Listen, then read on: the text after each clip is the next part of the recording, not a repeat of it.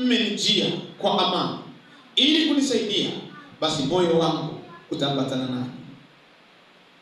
Lakini kama mmekuja ili kunisaliti kwa adui zangu, kwa kuwa hamna udhalimu mikononi mwangu, Mungu wa baba zenu, Mungu wa baba zetu na alitazame neno hili na kulikemea. Ndipo roho ikamjilia Abishai mkuu wa wale 30. Roho, amen, ikamjia mkuu wa wale 30, naye akasema, sisi tu watu wako. Tuseme wote, sisi tu watu wako, e Daudi. Mtu ambaye amezaliwa mara ya pili atampenda kiongozi wake na atajivunia kama vile anapojivunia kumpata Yesu. Huyu ni baba yangu wa kiroho. Huyu ni baba yangu wa kiroho. Hataona aibu kujitambulisha, mchungaji wangu ni fulani. Hataona aibu.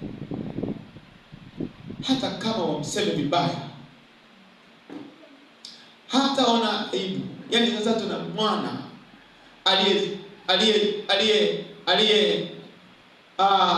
na baba Blake wa kimwili. Huyu hawezi kuchagua akasema huyu sio baba yangu kwa sababu ni Blake. Atabaki kusema huyu ni baba yangu. Mambo ya roho ni hivyo hivyo. Hasa pale mtumishi wa Mungu labda akasema mambo ya uongo, hawezi kuona aibu kusema yule ni baba yangu. Hawezi. Roho akamjia huyu mtu wa Mungu, tendakazi huyu, mshirika huyu wa Daudi, sisi tu watu wako, e Daudi, na wa upande wako, e mwana wa Yese. Amen. Na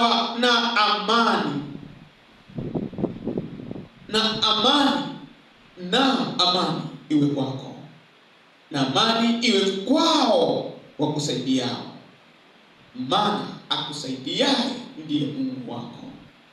Ndipo Daudi akawakaribisha, akawaweka wawe maakida wa kile kikosi, wa kile kikosi. Amen. Ndipo anawafanya kuwa viongozi. Amen. Ndio wanafanya viongozi,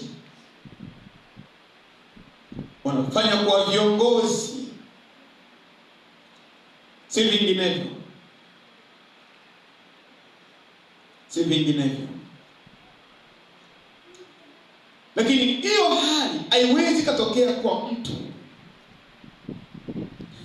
kama hajazaliwa mara ya pili. Kwa nini? Kwa sababu huyu mtu atakuwa ni mnyenyekevu. Ndani yake kutakuwa na unyenyekevu usio kawaida. Kwa nini anakuwa ni mnyenyekevu? Ni kwa sababu si yeye anaishi, bali ni Kristo anaishi ndani yake. Tunapozungumzia kuzaliwa kwa roho, maana Yesu mwenyewe ndio anatuzaa. Ndio maana mwingine Paulo mtume akasema, natamani Kristo aumbike ndani yenu. Kiangalia katika Waebrania, katika Wagalatia sura ya 5,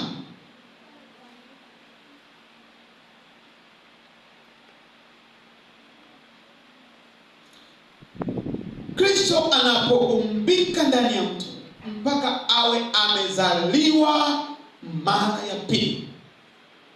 Kristo hawezi kuingia ndani ya mtu akafanya makao ndani yake kama mtu hajazaliwa mara ya pili.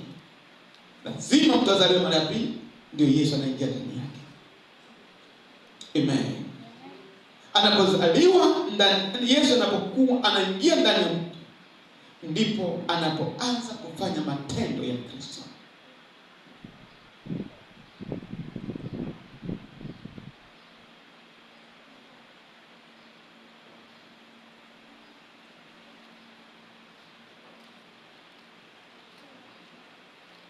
Amen.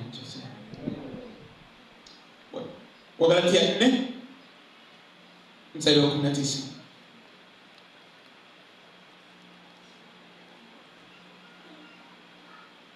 Wagalatia 4 mstari wa 19. Kama tumepata ndio kasoma hapo.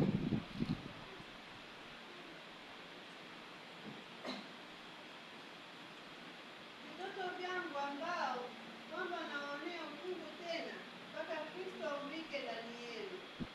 Turudia tena. Watoto vyangu ambao kwamba nawaonea ufungu tena mpaka Kristo aumbike ndani yenu. Ndio. Kristo anaumbika ndani ya mtu anapozaliwa mara ya pili.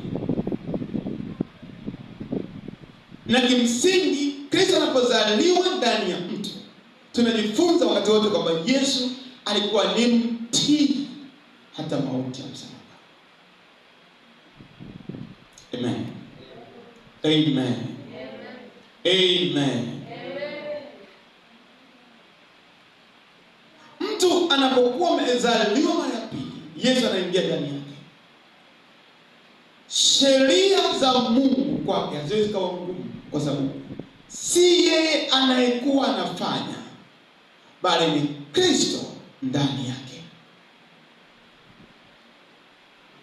Wagalatia sura ya 2 mstari wa 20.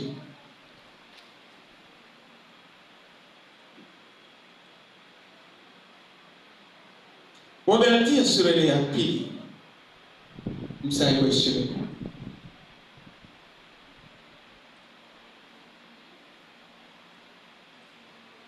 Hallelujah Jesus.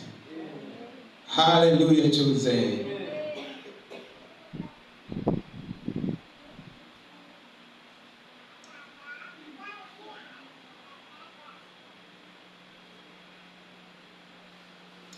Unaweza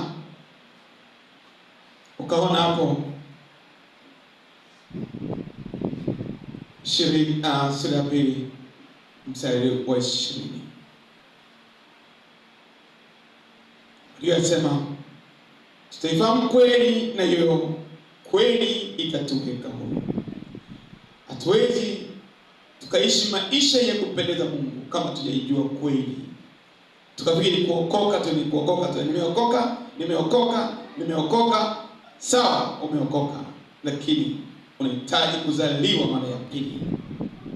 Amen. Tunahitaji kuzaliwa mara ya pili. Tunahitaji kuzaliwa mara ya pili.